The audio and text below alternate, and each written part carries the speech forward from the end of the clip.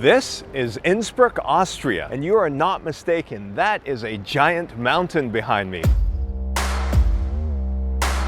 And in fact, this city is surrounded by mountains. Innsbruck is in the Tirol region of Austria, and it is very close to the Italian Alps as well as Germany to the north. The city is named after the river Inn, which bisects the city and collects all the runoff from the mountains. That creates for a very clean and green river that you will see later in this video. I'm going to give you a tour of Innsbruck, Austria, by e-scooter, by walking, and even on a funicular. And then, at the end of this tour, we are going to give this city a human mobility score.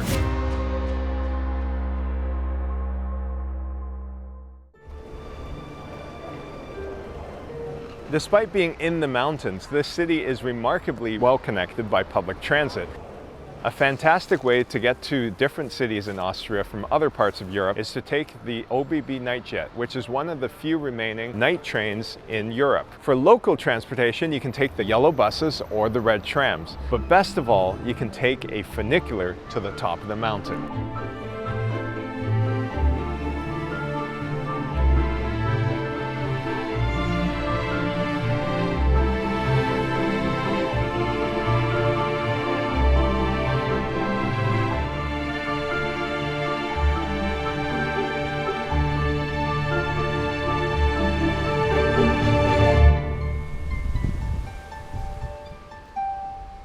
This is one of the most beautiful and dramatic exits I've ever experienced from a train station.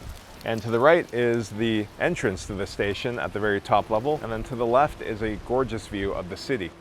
There are two cable cars in this system. Cable car number 1 is painted yellow and cable car number 2 is painted blue. They pass in the middle in a section where there's double track. These two 130 person capacity vehicles can move 1,200 people per hour. To continue up into the mountains, you will then switch to a cable car, which then takes you into the very peak of the mountain range. Next, we're going to go down and explore a quite old yet very unique pedestrian bridge that spans the center of the city, taking people across the river.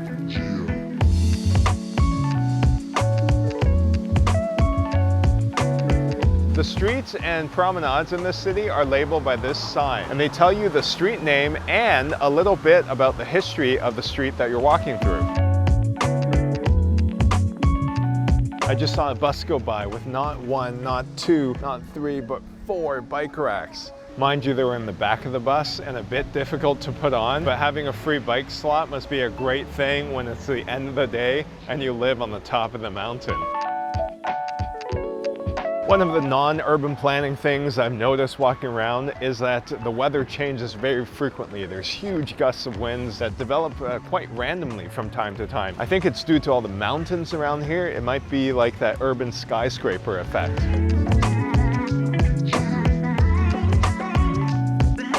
It seems like there's great bicycle infrastructure on both sides of the river, but I think the south side has slightly better connectivity. There are so many trails that take you along the river to your destination, and because everything is in a valley, this riverside trail is actually very practical for utilitarian purposes.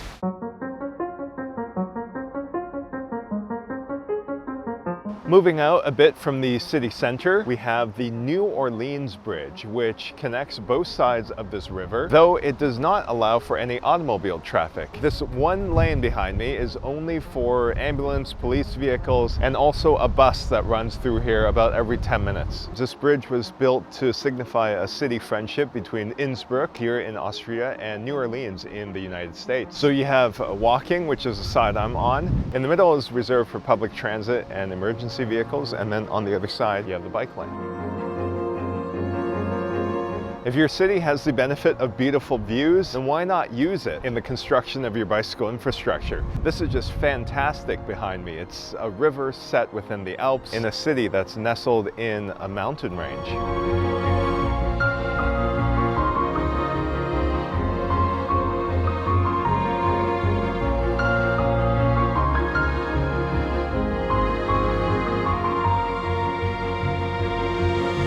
And if you do choose to drive over here, then you have a space back here to turn around because you can't go across. A lovely skate park back there rounds out this bridge area, making it a place for sports and recreation.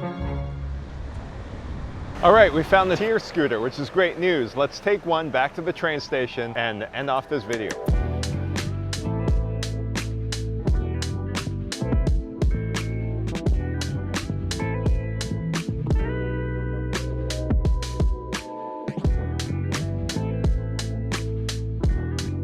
We have arrived back at the train station of Innsbruck, Austria, and it is now time to give it a human mobility score. For public transit, Innsbruck is well connected by a network of buses and trams in the valley, and it is well connected to other major cities in Europe through a series of regional and local trains. I'm tempted to give Innsbruck a 4 out of 5 for transit, but because I had such a great time on the funicular, I'm going to have to give it bonus points and give it a 5 out of 5. Cycling is remarkably easy in the valley and along the rivers because it's flat and there's many beautiful green parks around. But it's remarkably difficult to pedal up these mountains, especially if you don't have an e-bike. And for that, I'm going to have to give cycling a 3 out of 5. Walking is very enjoyable in this city and made even better by the beautiful architecture and the gorgeous scenery surrounded by mountains. I give walking a 5 out of 5. For bike share, there is an option of electric scooters and conventional bicycles. But because of the difficulty of going up the mountains, the service area is extremely limited. I give bike share a 2 out of 5. In total, that gives Innsbruck, Austria a human mobility score of 15 out of 20. Hope you enjoyed this tour of Innsbruck, Austria, and we will see you at the next city.